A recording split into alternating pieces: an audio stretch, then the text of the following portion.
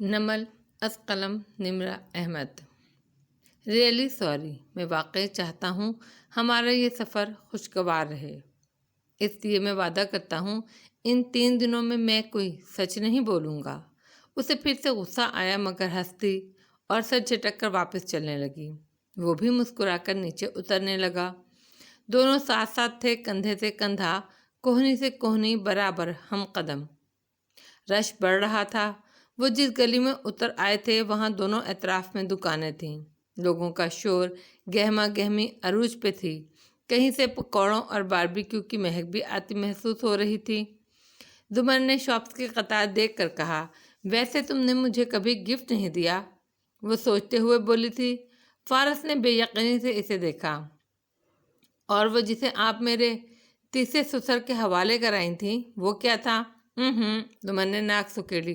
تب میں تمہاری بیوی نہیں تھی۔ میں چاہتی ہوں تم اب مجھے کچھ لے کر دو، ڈھیر سارے پیسے خرچ کر کے ایک قیمتی سا گفٹ۔ مفت تو وہ لونگ بھی نہیں تھی، اس میں سولیٹائر ڈائمنڈ تھا، پتہ ہے کتنے کا آتا ہے؟ وہ جل کر بولا، اوف فارس! اس نے شدید خفگی سے اسے دیکھا۔ دونوں وادی کے بازار کے بیچ میں سڑک پر آمنے سامنے رک کھڑے ہوئے تھے۔ اب کیا تحفے کی قیمت بتاؤ گے؟ بل بھی دکھا سکتا ہوں۔ کتنے کنجوس ہو، ایک تحفہ نہیں لے سکتے میرے لیے؟ پہلی بیوی کو تو بہت تحفے دیتے تھے، ساڑیاں، ہینڈ بیگز، اس کو شوق تھا۔ زمر نے پلکیں جھپکا کر کھولیں۔ مجھے نہیں ہے کیا؟ تمہیں؟ فارس ہنسا اور ناک سے مکھی اڑائی۔ تمہیں ساڑیاں اور ہینڈ بیگز کون دے؟ تمہارے لیے سب سے بڑا تحفہ پتہ ہے کیا ہوگا؟ کسی وکیل کے کمپیوٹر کا ڈیٹا چرا کر دے دوں تاکہ تم اسے بلیک میل کر سکو۔ کسی کے غیر قانونی پلاٹ قبضے کے خلاف ثبوت اکٹھے کر کے لاؤں تاکہ تم اس کو جیل بھیج دو۔ تمہیں میں اسی طرح کے بہت سے تحفے دے سکتا ہوں۔ چلو بتاؤ، شروع کہاں سے کریں؟ زمر نے خفگی سے اس کی کوہنی پر بند ہتھیلی ماری اور آگے بڑھ گئی۔ وہ تیزی سے پیچھے آیا۔ یار میرے پاس اتنے پیسے نہیں ہیں۔ پھر رکا، آنکھوں میں چمک اتری، ہلکا سا مسکرایا، بلکہ میرے پاس پیسے ہیں۔ تمہارا مطلب ہے میرے پیسے؟ واٹ ایور، تم بتاؤ تمہیں کیا چاہیے؟ اس کے انداز پر وہ رکی، گردن گھما کر ابرو اٹھا کر اسے سوالیہ انداز میں دیکھا۔ فارس نے سر کو خم دیا۔ مجھے، اس نے لب آپس میں مس کیے، اوپر نگاہ اٹھا کر سوچا، مجھے ڈائمنڈز چاہیے، بہت خوبصورت اور قیمتی ڈائمنڈز، بلکہ ادھر مارکیٹ میں آگے جا کر بہت اچھے جیولرز ہیں۔ چلو میرے ساتھ اور مجھے کچھ لے کر دو، میں خوش رہوں گی۔ جو حکم۔ وہ گہری سانس لے کر اس کے ساتھ چلنے لگا۔ ہاں یہ خوش ہو لے، اگلا بندہ چاہے کنگال ہو جائے۔ ڈائمنڈ چاہیے؟ دل میں سوچا۔ چہرے کے زاویے بگڑے سے تھے۔ چند لمحے دونوں خاموشی سے چلتے رہے، مختلف بولیاں اور شور سنتے رہے۔ پھر وہ بولا، ویسے تم نے ان سب سے پہلے کبھی میرے بارے میں سوچا تھا؟ برسوں پہلے؟ ان باتوں کا اب کیا فائدہ فارس؟ بتاؤ نا۔ وہ مصر تھا، پھر ایک دم سمجھنے والے انداز میں بولا، ویسے میں جانتا ہوں تمہارے لیے یہ یاد کرنا مشکل ہوگا کیونکہ تم فطرتاً ایک انتہائی خود غرض، سیلف سینٹرڈ اور خود پرست لڑکی واقع ہوئی ہو، لیکن پھر بھی کبھی موقع ملا کسی دوسرے انسان کے بارے میں سوچنے کا؟ زمر چپ رہی، تھوڑی دیر تک کچھ نہیں بولی، خاموشی سے چلتی رہی۔ تم مجھے برے کبھی نہیں لگے، بلکہ میں تمہاری بہت عزت کرتی تھی، ہمیشہ تمہیں ہاشم سے کمپیئر کرتی تھی، تمہاری سب کے سامنے تعریف کرتی تھی۔ اگر مجھے پتا ہوتا کہ تمہارا میرے لیے پرپوزل آیا ہے تو میں کبھی انکار نہ کرتی اور سوچنے کے لیے ایک دن سے زیادہ وقت نہیں لیتی۔ اچھا، وہ مسکرایا۔ مجھے نہیں پتا تھا تم شروع سے مجھ سے محبت کرتی تھی۔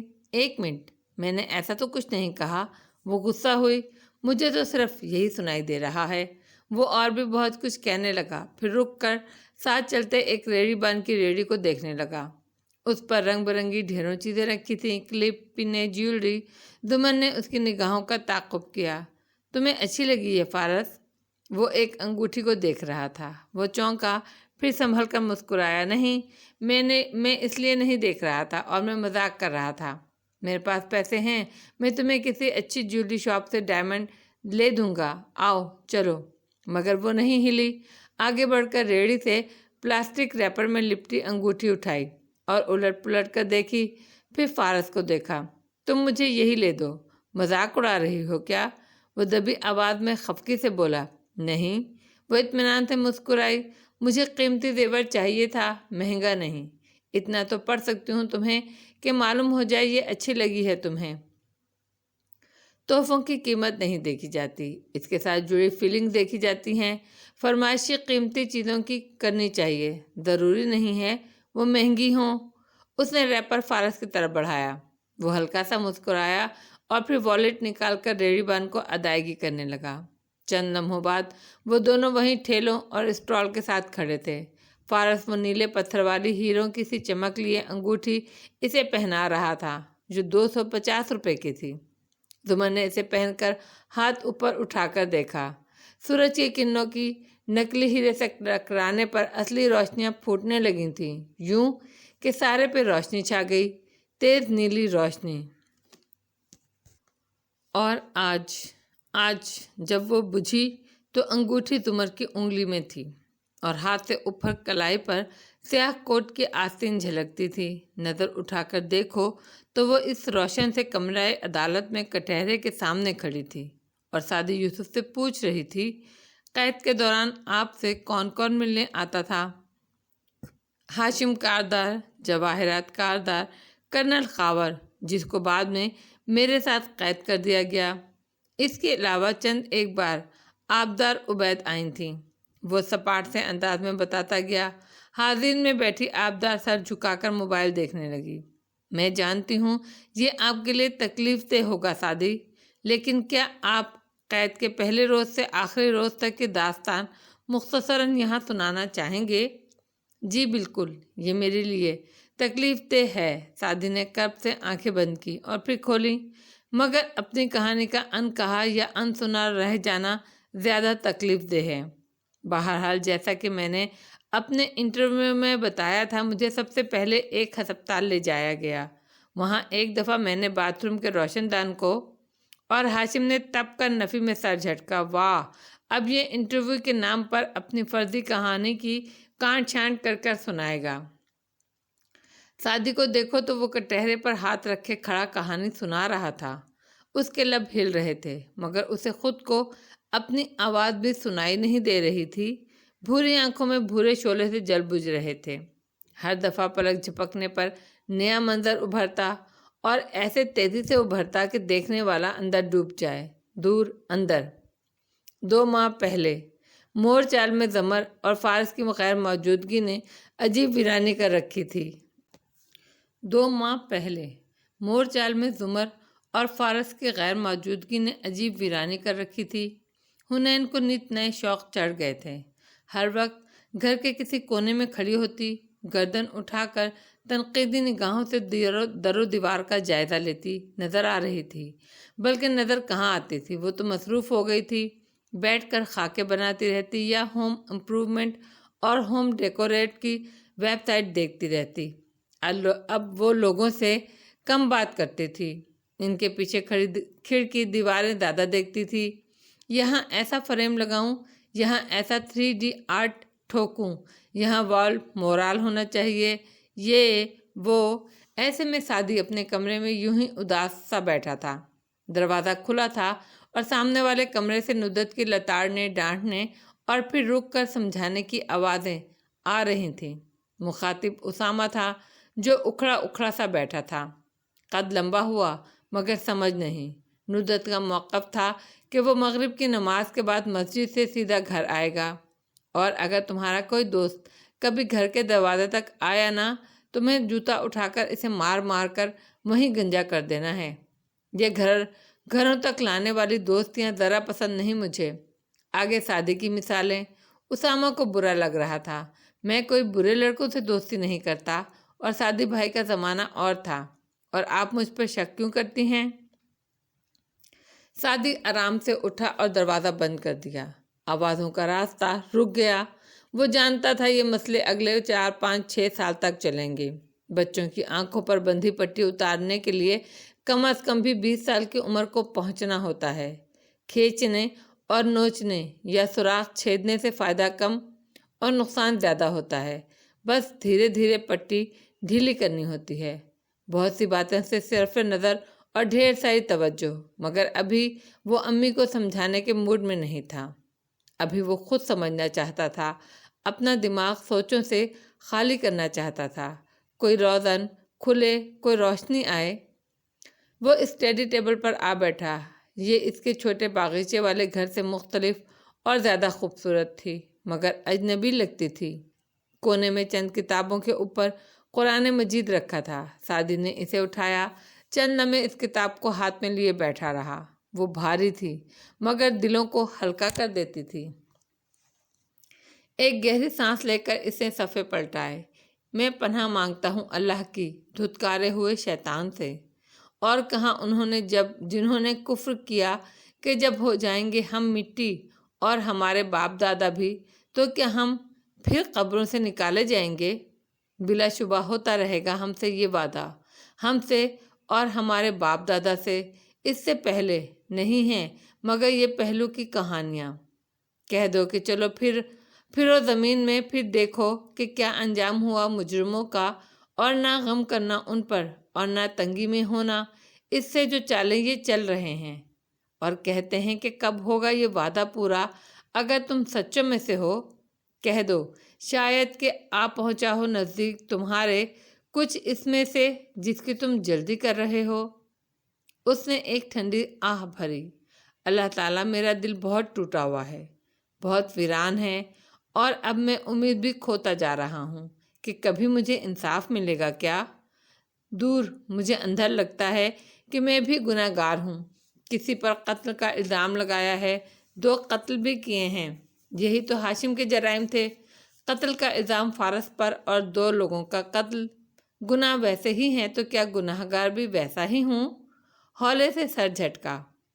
پتہ نہیں میرے ساتھ کیا ہوگا، لیکن کیا ان کے ساتھ کبھی کچھ ہوگا یا نہیں؟ کیا مجھے انصاف ملے گا اللہ؟ مجھے قیامت والے حساب سے پہلے یہاں کا حساب چاہیے، تاکہ کوئی تو عبرت پکڑے۔ مگر اللہ تعالیٰ، جب انسان کے باپ دادا کو سزا نہیں ملتی، والدین کو ان کے سیاہ کاریوں کے باعث کوئی نہیں پکڑتا، یا خود ہمارے ماضی میں ہمارے گناہوں پر کوئی پکڑ نہیں ہوتی، تو ہمیں لگتا ہے وہ گناہ جسٹیفائیڈ تھے، اللہ کو وہ برے نہیں لگے۔ ہم نئے گناہ کرتے جاتے ہیں، یہ سوچ کر کہ ایسے فتوے اور ایسی نصیحتیں پہلے بھی سن رکھیں، مگر اللہ راضی ہے ہم سے۔ لیکن اللہ کی شریعت فلیکسیبل نہیں ہوتی کہ ہر کسی کے لیے الگ الگ رخ پر مڑ جائے۔ اصول تو برابر ہیں سب کے لیے، پھر ہم لاپرواہ کیوں ہوتے جاتے ہیں؟ پھر وہ لوگ اتنے لاپرواہ کیوں ہیں؟ اور پھر وہ چونکا۔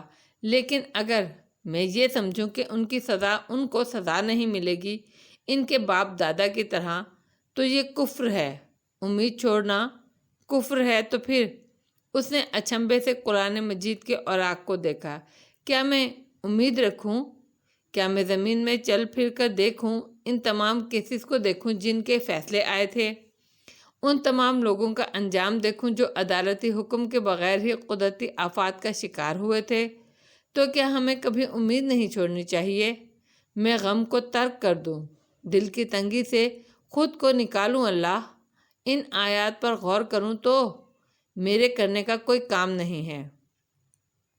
انصاف اور عذاب اللہ دے گا، مجھے بس وہ یہ کہتا ہے کہ غم نہ کر، دل کی تنگی کا شکار نہ ہو، کیونکہ یہ چیزیں امید لے جاتی ہیں۔ ان لوگوں کی مدت شاید قریب ہو، بہت قریب۔ میں نے کچھ نہیں کرنا، صرف ترک غم کرنا ہے۔ یہ وسائل، پیسہ، تعلقات، عدالتی کارروائی کی جنگ نہیں ہے، یہ اعصاب کی جنگ ہے، اور غم مجھے گھول دے گا۔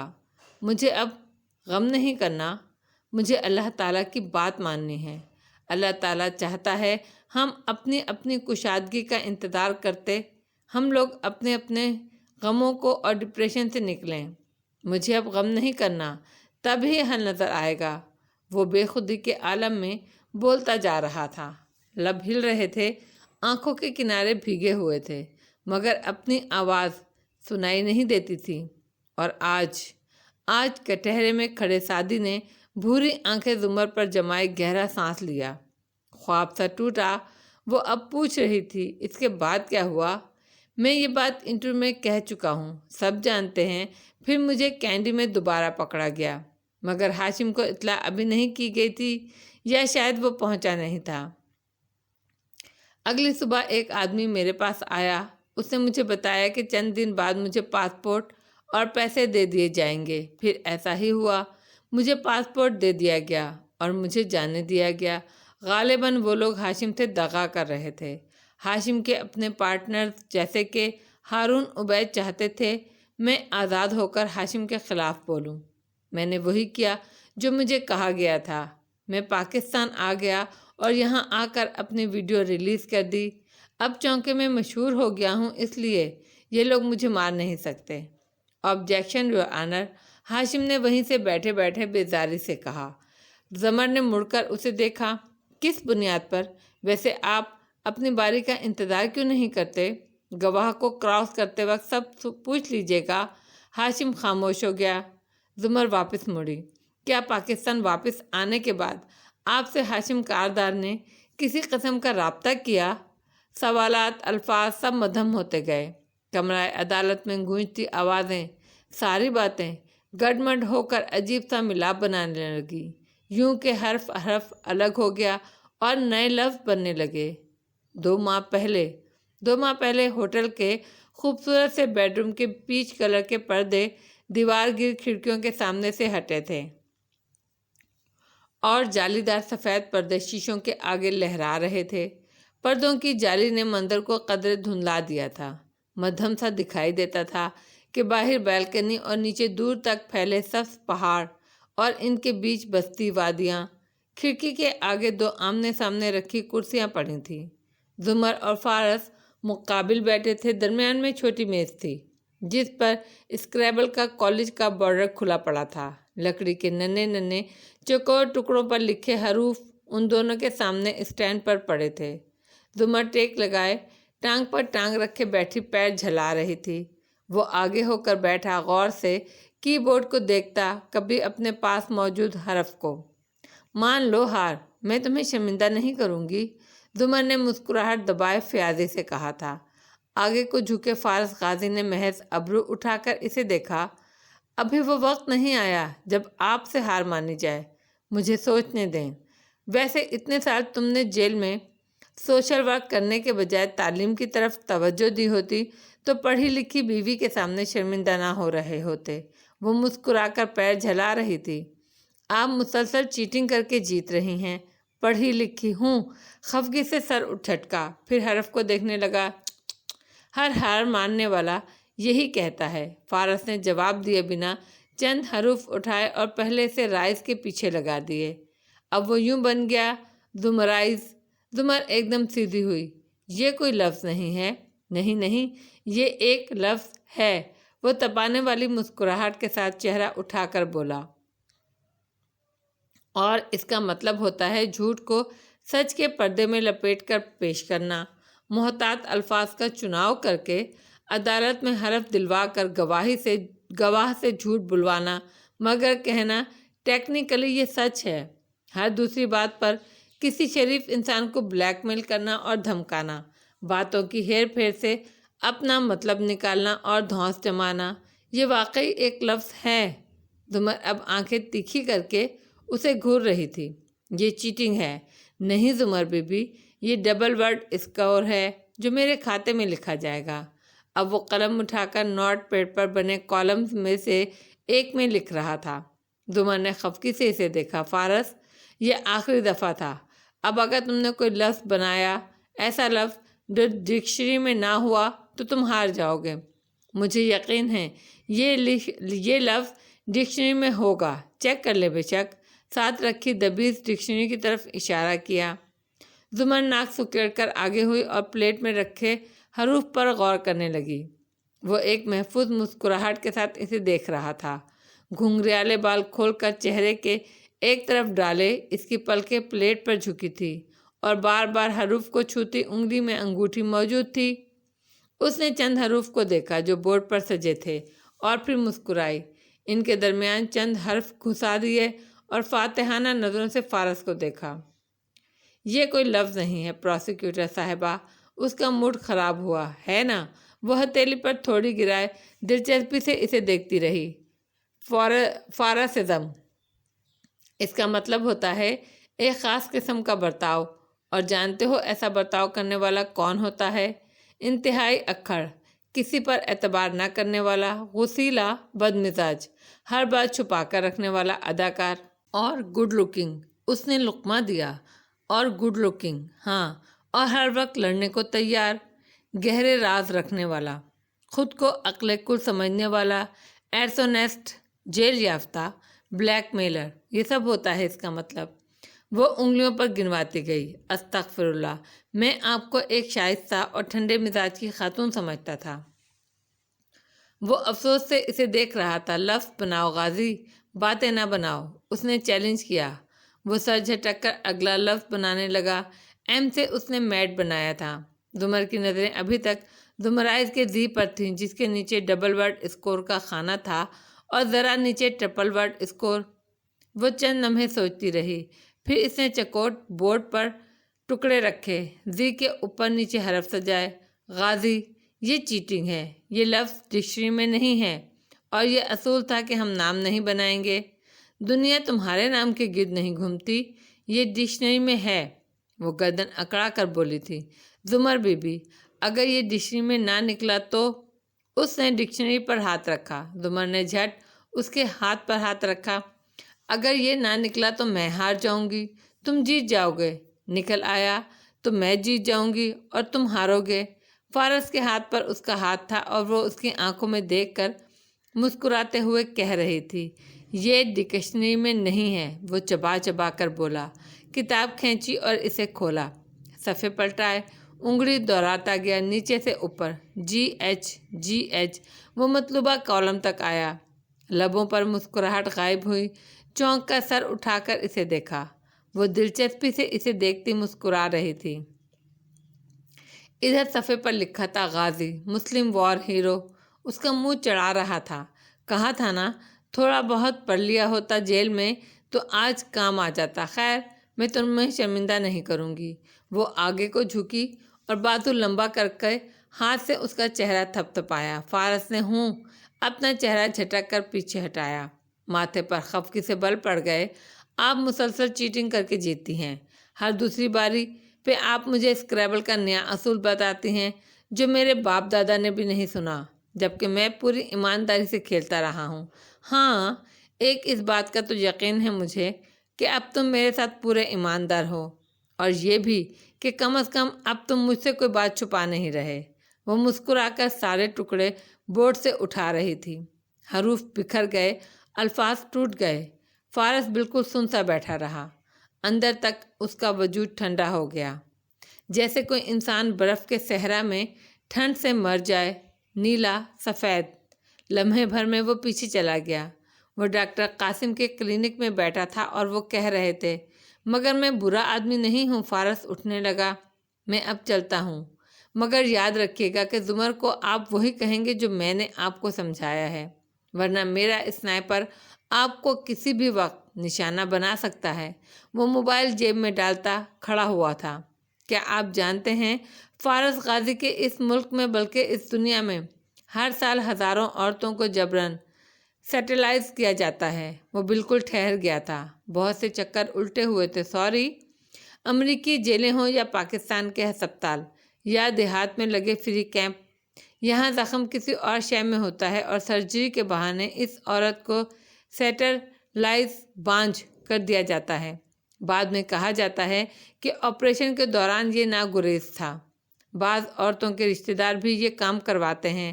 صرف ایک ڈاکٹر ڈھونڈو، اسے پیسے دو اور یہ ہو جاتا ہے۔ وہ بالکل سن رہ گیا تھا۔ کارداز نے پیسے دیے تھے اس کی غلط سرجری کرنے کے لیے۔ وہ ان گولیوں کی وجہ سے ایسی نہیں ہوئی تھی، بلکہ اس کو بعد میں یہ نقصان پہنچایا گیا تھا۔ وہ سفید پڑھ رہا تھا، متحیر، بے یقین۔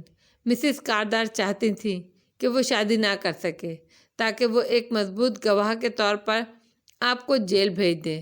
اس کے گردے واقعی گولیوں کی وجہ سے خراب ہوئے تھے، مگر اس سرجری کے لیے ڈاکٹرز کے پینل کو مسز کاردار نے خریدا۔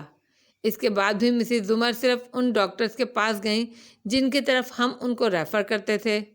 مسز کاردار چاہتی تھیں ہم ان کو تباہ کر کے۔ ڈاکٹر قاسم اپنی بات مکمل نہیں کر سکے تھے، وہ کسی بھوکے شیر کی طرح ان پر جھپٹا تھا، گریبان سے پکڑ کر زمین پہ گرایا اور پھر اس کی آنکھوں کے سامنے سرخ دھند سی چھا گئی۔ وہ دیوانہ وار اس کو مار رہا تھا، پیٹ رہا تھا۔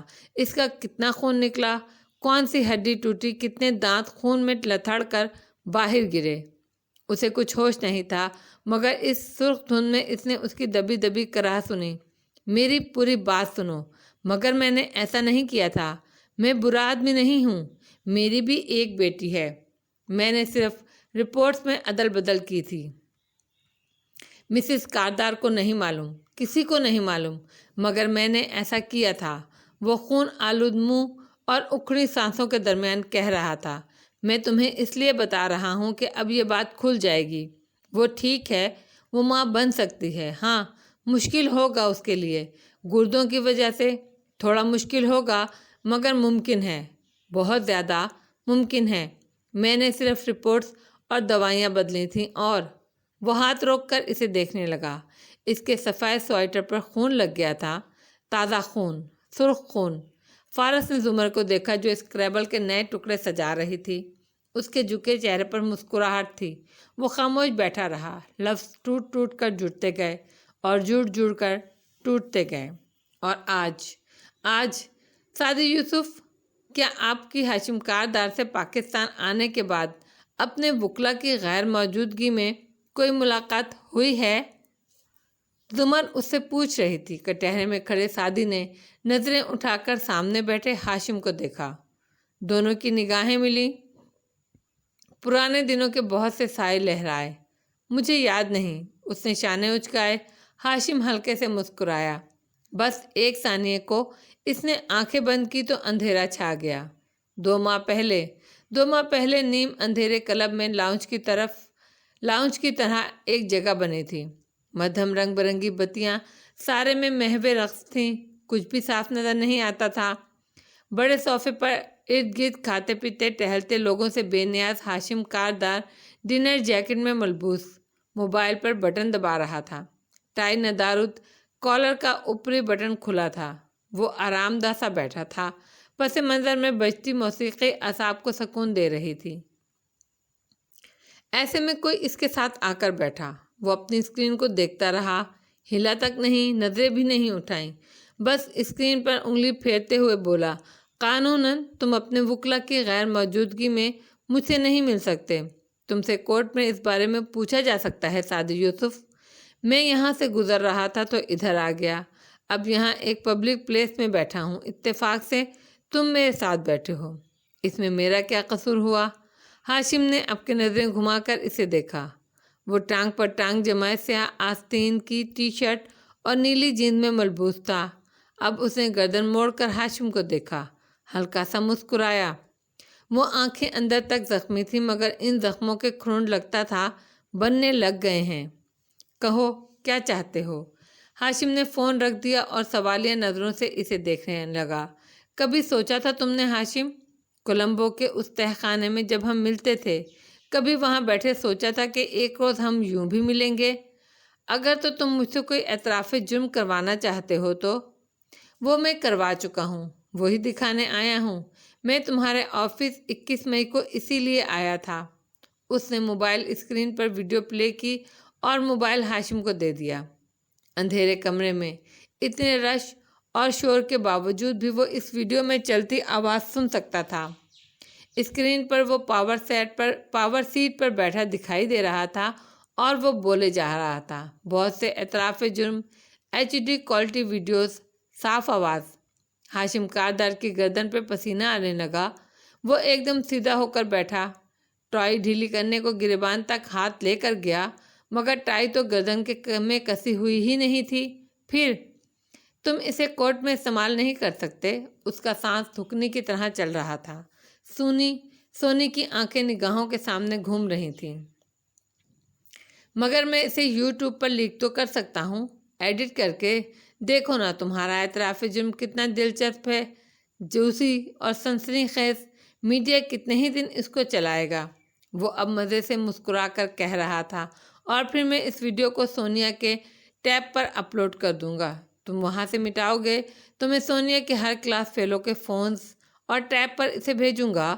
میں اس بات کو یقینی بناؤں گا تمہاری بیٹی اس ویڈیو کو دیکھ لے، اس کو زبانی رٹ لے۔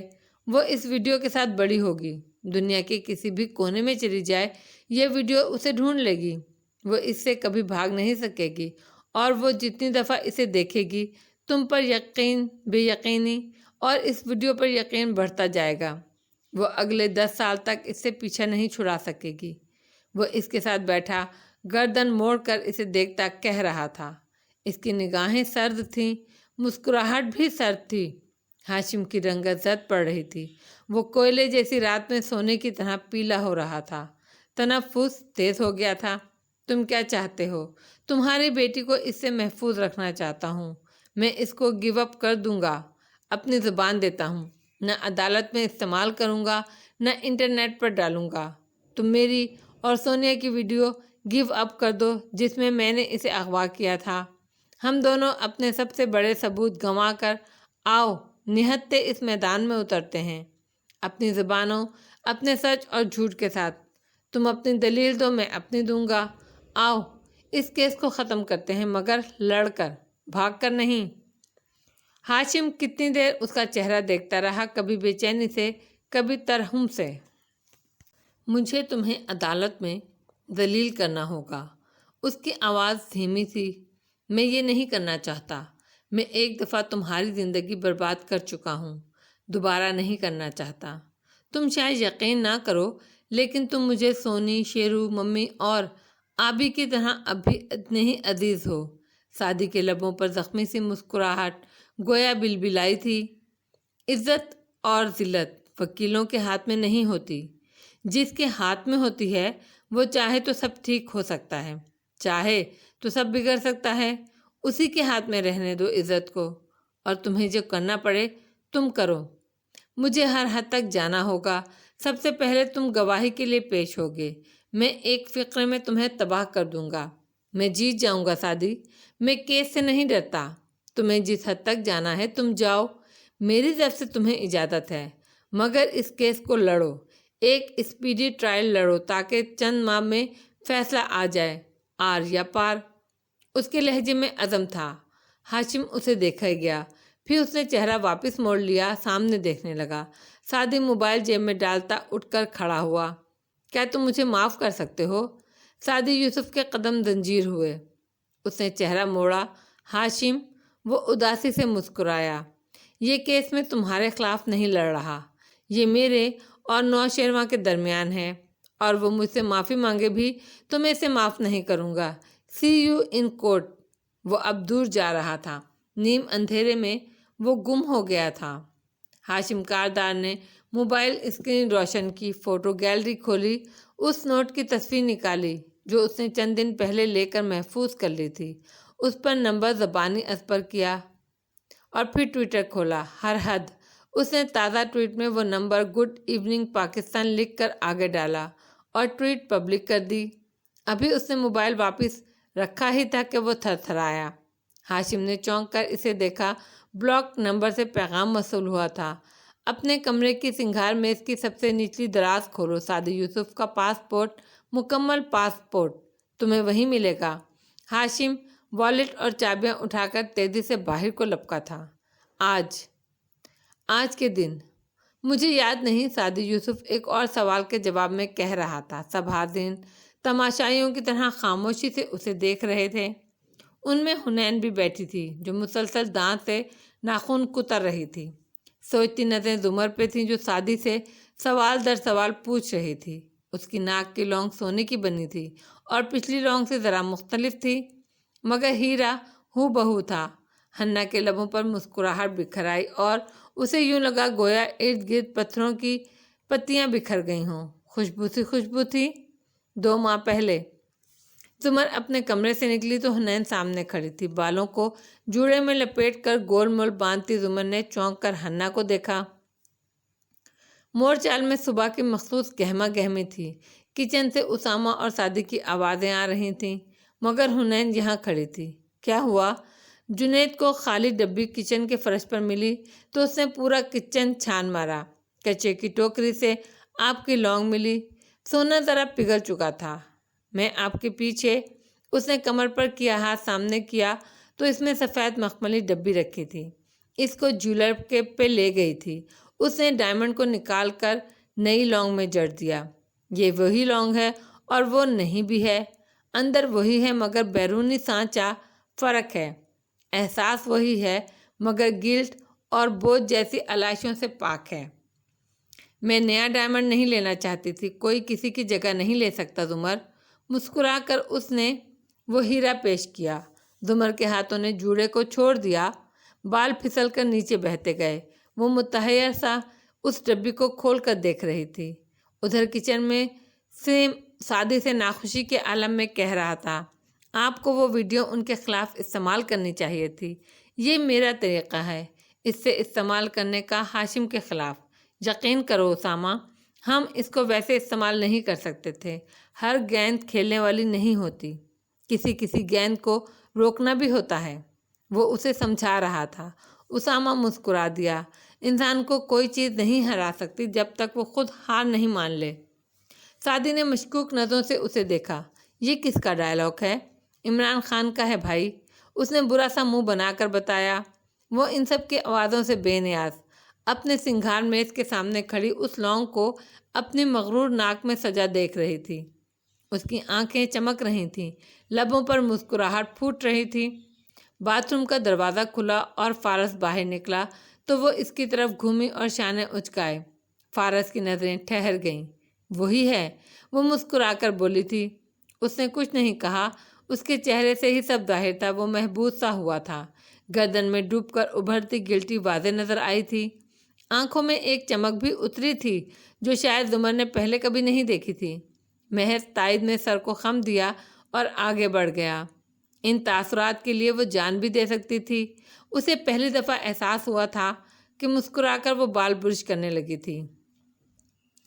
اور آج یور وٹنس، زمر کٹہرے کے سامنے سے نیچے اتر آئی۔ 2 لفظوں میں ہاشم کو اشارہ کیا۔ اب گواہ ہاشم کاردار کا تھا، وہ جیسے چاہے اس کو کراس کرے، جرح کرے۔ ہاشم کوٹ کا بٹن بند کرتا، 2 کاغذ ہاتھ میں لیے قدم قدم چلتا آگے آیا۔ سب ہنوز خاموش تھے، سب کی نظریں ہاشم پر جمی تھیں، پر پرسکون کھڑے سعدی کی بھی۔ سامنے آ کر ہاشم مسکرایا۔ دونوں پرنٹ آؤٹ سعدی یوسف کے سامنے لہرائے۔ کیا آپ کمار نامی اس سنہالی باشندے کو جانتے ہیں، یا کیا آپ فصیح نامی اس پاکستانی باشندے کو جانتے ہیں سعدی یوسف؟ کیونکہ ہمارے پاس مصدقہ اطلاعات ہیں کہ کمار کو زہر کا ٹیکہ لگا کر اور فصیح کو گردن توڑ کر آپ نے قتل کیا ہے۔ کیا آپ اللہ کو حاضر و ناظر جان کر اپنے انٹرویو کا حوالہ دیے بغیر بتائیں گے کہ آپ ان 2 لوگوں کے قاتل ہیں یا نہیں؟ بہت سی سانسیں ایک ساتھ رکی تھیں۔